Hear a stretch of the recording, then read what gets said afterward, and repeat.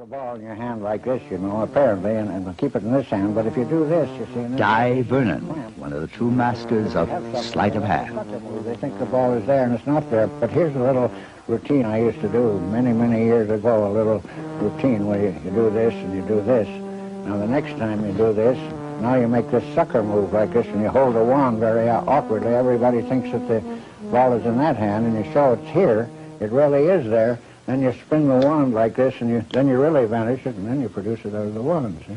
Now, if you put a coin in your hand like that, it looks as if you put it there, but you see, I didn't. I had it in this hand. Now, there's another move where you take the coin this way, see? That's the pincette. That's a French name. And this is a move that's called a slow-motion coin vanish, because everybody thinks the quickness of the hand deceives the eye. Now, I'll do this very, very slowly. Every move slowly done. Rather peculiar handling, but it looks funny. And then you produce it. Well, I've been studying magic for over 75 years. Then you ought to be able to make yourself 21. No, I wasted the first 6 years of my life. What'd you do? Well, anyway, I'm going to do two of the old classics of magic. You know, magic has classics just like music or painting or sculpturing or anything else. Right. Now, in the old days, the magicians all used a wand. This is a collapsible for traveling, very convenient. Now, I'd like you to look at those, scrutinize those, see there's nothing wrong with them. They're free from guile. Free from guile, perfect. This one has a little guile in it, but the rest are all right. Okay. Now, these are sterling silver, and the only peculiar thing about them is if you measure the inside depth of the cup, you see it's deeper on the inside than it is on the outside. Now, that explains why one cup will pass through the other like that. I explain everything as I go along. You can't go on. Now, I use these three little crocheted balls, one on each cup, like this. Right. Now, in the old days, the magician used to rely on quickness of the hand to deceive you, but I'm going to do everything very slowly. I'll explain everything as I go along. Good. I won't make any fast moves. And when you finish, will I know how to do it? You will. Ball number one. Ball number one. You must have a wand. That's the main thing. You know, every time I do that, I feel that people think the ball is not actually in the hand. The ball is actually there. It's all in the power of the mystic wand. When you do that, it goes back to its little home again underneath the cup.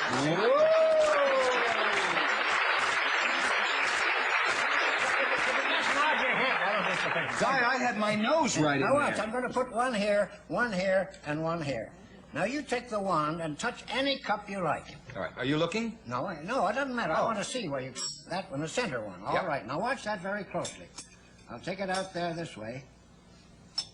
Remove the ball. Now you can't see that ball, but it's reposing on the top. Now where shall I place it, on this side or that side? Place it on this side. This side, watch.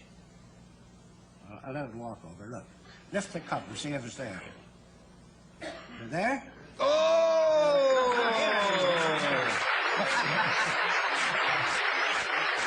Now, it wouldn't have made any difference if you'd chosen the one on this side. You have to be ambidextrous to do this. You take it the same way, and it leaves there, and it appears over there, you see? So it doesn't really make any difference. Now I'll show you how these balls will penetrate the cups. I'll show you this look, if you do this like this, the ball goes right down into the cup, like this. Now I'll do that again, watch. I'll make it penetrate one cup. You see, it goes right through. Right through. Now the second one, watch. Oh, there, the two of them, two. Now watch this very closely. I'll explain this so you can... One. Two. Can you see those two there? Yeah. Now watch this very closely. The third one. All three. Now I'm going to show you how this is done, because I know it's fun to know how this thing is done. I'm going to make one more maneuver, then I'm going to explain this ancient game, because really this dates back to the days of ancient Egypt. It's a very old trick. And in the old days, they used to judge a magician's skill by how well he did the trick. But they used to work very rapidly. I'm going to do this very slowly. That's ball number one, ball number two, and ball number three. Say the magic word, and look, they all come together here, you see? Now, you probably think I didn't cover them in the first place. So look, there's one there, and one there. Now we got you. Now, look. 1, 2, 3. Right. Now, this is very complicated with three balls and a wand, and I talk all at the same time, so I'm going to put one of these back in my pocket. I'll put this back in my pocket, and I'll put this one back in my pocket. No, it's like the old shell game. All you have to do is remember that there's one there. Okay. But is there one here? No. Well, you weren't watching. You see that? You weren't paying attention. No. Barb is a very shrewd, observing man, but he didn't notice when I took the ball. I saw him look over here. You see, you should be looking here. Oh! I came in with my pinky, and I drop it. You see, I drop it behind the cup, so it's not really there at all. But where does that one come from?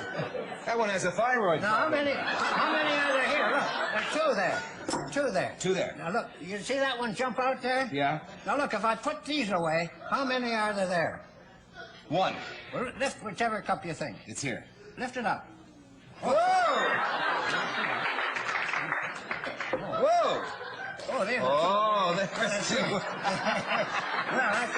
that's the way they go. But anyway, that's a very simple trick. Look, you can take a ball like this, a big ball this way, and you can put it here like that, and you can do that, and it seems to vanish. But that's called sleight of hand. See, when you spin the wand like this, you spin the wand and do that, it really goes right back inside the wand again.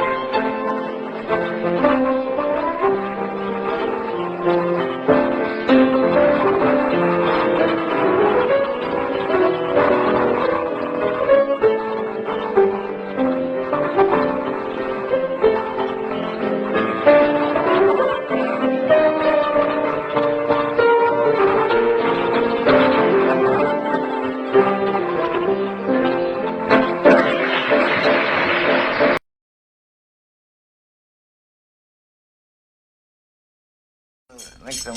In other words, you want to bring one ring the full length of the chain. You see, you do that by a simple series of moves like that. Now you can also put it on very slowly, like that. That's beautiful. Do you find going slowly down the Well, chain? it depends. That's another. You try it both ways. Try it and hit the ideal speed. See, and that's the idea. How about when they go in, when they link in 8 places and then when they come apart? You see, it's a pretty movement to spin them, but don't overdo it just because you like to do it. You do this, and it looks like a ship propeller, and so on and so forth. And I'm not used to your rings. I use little larger rings, but you show that they're linked in 8 different places, and then you bring them up, and you can link them in 2 places. Ah, that's the part You say it's all done by the Chinese twist, or whatever you like.